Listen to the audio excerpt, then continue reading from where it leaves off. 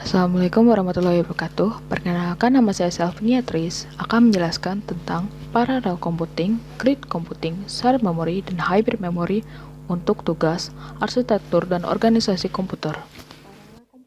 Parallel computing sendiri adalah teknik untuk melakukan komputasi secara bersamaan dengan memanfaatkan beberapa komputer independen secara bersamaan. Umumnya diperlukan saat kapasitas yang diperlukan sangat besar, baik karena harus mengolah data dalam jumlah besar ataupun karena tuntutan proses komputasi yang banyak. Kemudian banyak ditemui pada kasus kalkulasi numerik untuk menjelaskan persamaan matematis di bidang fisika, kimia, dan lainnya.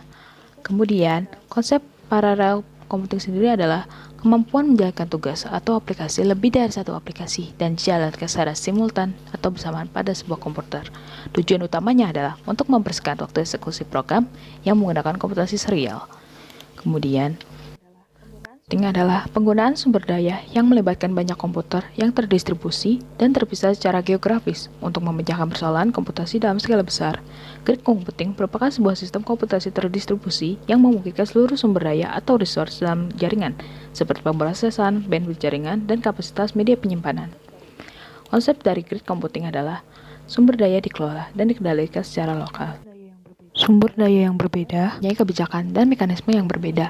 Kebijakan berbeda dipercayakan kepada user yang sama pada sumber daya berbeda pada grid. Sifat alami dinamisnya yaitu sumber daya dan pengguna dapat sering berubah.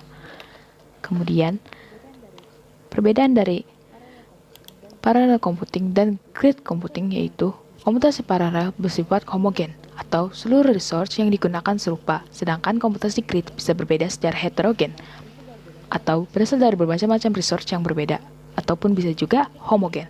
Komputasi paralel hanya terdiri dari satu klaster, sedangkan komputasi grid bisa terdiri dari beberapa klaster. Bagian job execution dalam komputasi paralel harus sama besar antar tiap resource, sedangkan pada komputasi grid tidak harus sama. Kemudian, shared memory. Shared memory adalah merupakan bagian dari RAM dan memorinya yang dapat diakses secara bersamaan oleh beberapa program dengan tujuan untuk menyediakan komunikasi atau menghindari salinan yang berlebihan. Kelebihan dari shared memory adalah ruang alamat memori global memberikan kemudahan akses memori dari perspektif pemrograman. Kemudian, berbagi data antar task lebih cepat dan seragam karena dekatnya memori ke CPU.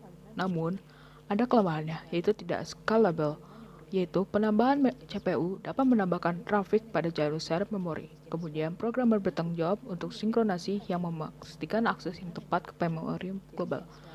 Dan bertambah kompleks dan bertambah mahal seiring dengan bertambahnya prosesor.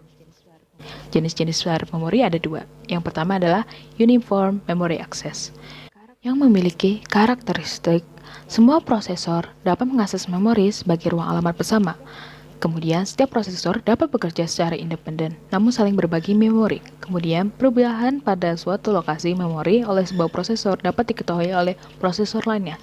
Kemudian, yang jenis yang kedua adalah Non-Uniform Memory Access atau NUMA.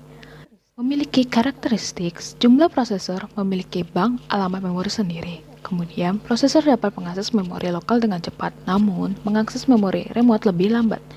Satu prosesor SMP atau Symmetric Multiprocessing dapat mengakses memori prosesor SMP lainnya secara langsung.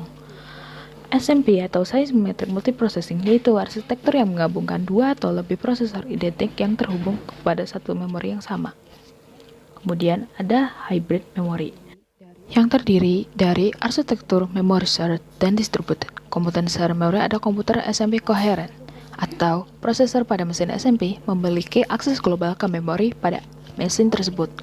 Komponen distributed memory adalah jaringan komputer SMP, atau setiap komputer SMP hanya mengenal memori miliknya saja dan komunikasi jaringan dibutuhkan untuk memindahkan data dari satu komputer SMP ke komputer SMP lainnya.